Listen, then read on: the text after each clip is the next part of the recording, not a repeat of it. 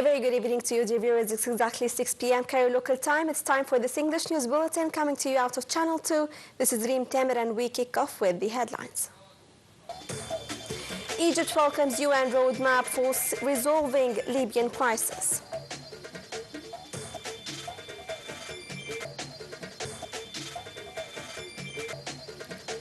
"34 Palestinians killed by Israeli occupation in Gaza Strip since this dawn, including some of aid seekers." Russia says captured 2 villages in Ukraine's Donetsk region.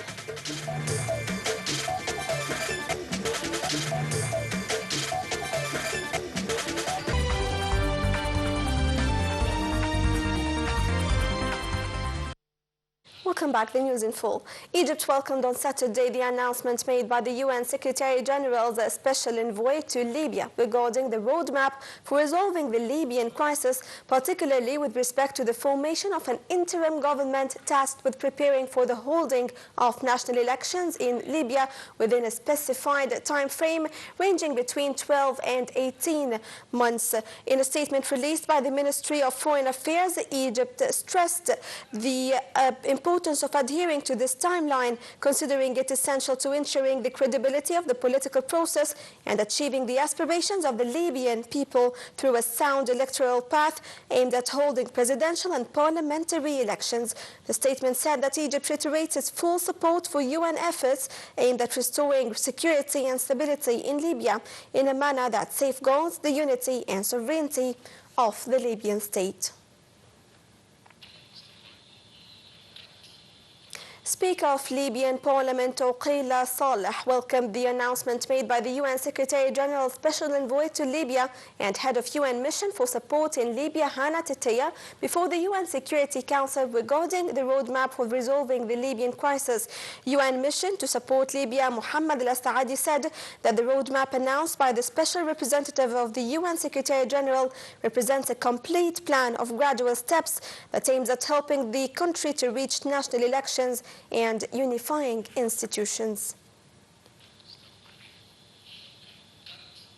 Egypt expressed its deep concern regarding the increasing reports on state of famine in the Gaza Strip, the latest of which is the Integrated Food Security Phase Classification Report, which officially confirmed the existence of a famine in the Gaza Strip following 22 months of the brutal Israeli war and the crimes committed against the innocent civilians in the Strip.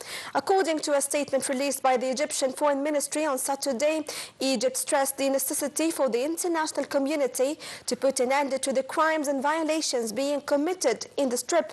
Egypt also called on the international community to intervene decisively against Israel's transgressions, which have reached the extent of imposing restrictions on the entry of available humanitarian assistance that is capable of ending this famine in the shortest possible time. Medical sources in Gaza Strip announced the death of 8 Palestinians as a result of famine and malnutrition in the last 24 hours. The sources added that the total death toll of famine in the Strip rose 281 martyrs, including 114 children. A global hunger monitor determined that Gaza City and surrounding areas are officially suffering from famine, and it will likely spread, an assessment that will escalate pressure on Israel to allow more aid into the Palestinian territory. The Integrated Food Security Phase Classification IPC system said 514,000 people, close to a quarter of Palestinians in Gaza, are experiencing famine, with the number due to rise to 641,000 by the end of September. It was the first time the IPC has recorded famine outside of Africa, and the global group predicted that famine conditions would spread to the central and southern areas of Deir al-Balah and Khan Yunis by the end of next month. It added that the situation further north could be even worse than in Gaza City, but limited data prevented any precise classification. 34 Palestinians were killed by Israeli occupation fire.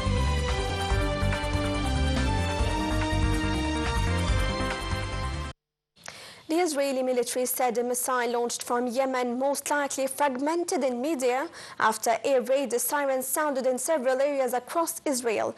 Yemen's Houthi group claimed responsibility for the attack, saying it carried out 3 operations against Israel, including firing a ballistic missile towards Ben Gurion Airport near Tel Aviv.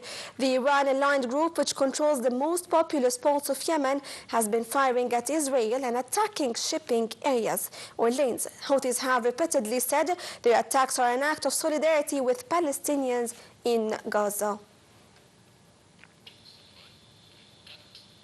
Russia on Saturday said its forces in East Ukraine had taken 2 villages in the Donetsk region, upping military pressure on the ground as world leaders struggle to broker an end to the conflict. Russian forces are slowly advancing in the embattled eastern region, grinding closer to Kiev's key defensive line in costly meter-for-meter battles. Moscow's defense ministry said that Russian forces captured the villages of Srednyi and Klibanbek. On Friday, Russia said its troops had captured 3 villages in the Donetsk region it claimed to have annexed in September 2022. North Korea accused the South military on Saturday of firing warning shots at its troops near their heavily fortified border, saying it risked rising tensions to uncontrollable levels. We have the details in the next report.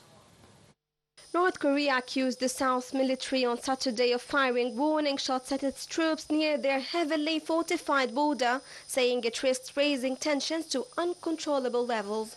South Korea's new leader, Lee Jae-myung, has sought to ease tensions with the nuclear-armed North and vowed to build military trust, but Pyongyang has said it has no interest in improving relations with Seoul.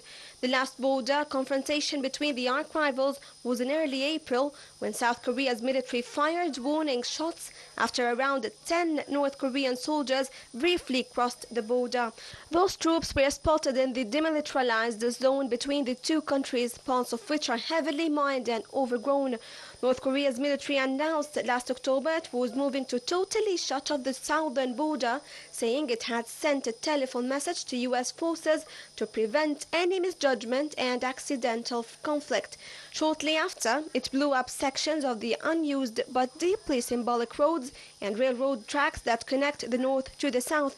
Last year, North Korea sent thousands of trash-carrying balloons southwards, saying they were retaliation for anti-North propaganda balloons floated by South Korean activists.